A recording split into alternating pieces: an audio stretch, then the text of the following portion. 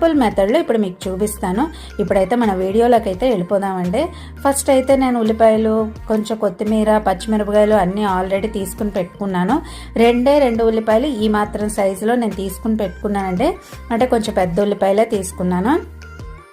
పచ్చిమిరపకాయలు, ఇలా కొత్తిమీర, అల్లం వెల్లుల్లిపాయలు అన్నీ కూడా మనం సిద్ధం చేసుకోవాలి. జస్ట్ ఒక 4 ఇంగ్రీడియంట్స్తో మనకి టేస్టీ అండ్ హెల్తీ రెసిపీ కూడా ఇందులో షేర్ చేస్తున్నానండి. ఇప్పుడైతే ఉల్లిపాయలు పైన ఉన్న తొక్కది తీసేసుకొని ఇలా గ్రేటర్తో మనకి బంగాళదుంపలు అయ్యి చెక్కుకున్నది ఉంటుంది కదా, దాంతో ఇలా సన్నటి పాయల్లాగా మనం కోసుకోవాలి.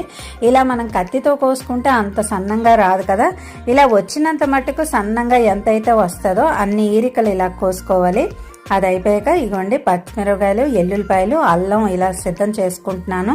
అల్లం, పచ్చిమిరపకాయలు ఇవన్నీ కూడాను మనకి నోటికి తగులుతూ ఉంటుంది అలా ముక్కలు పాళంగా వేస్తే. అందుకు అల్లం వెల్లుల్లిపాయ పేస్ట్తో పాటు పచ్చిమిరపకాయలు కూడా మనం ముక్కలు వేసుకుంటే మళ్ళీ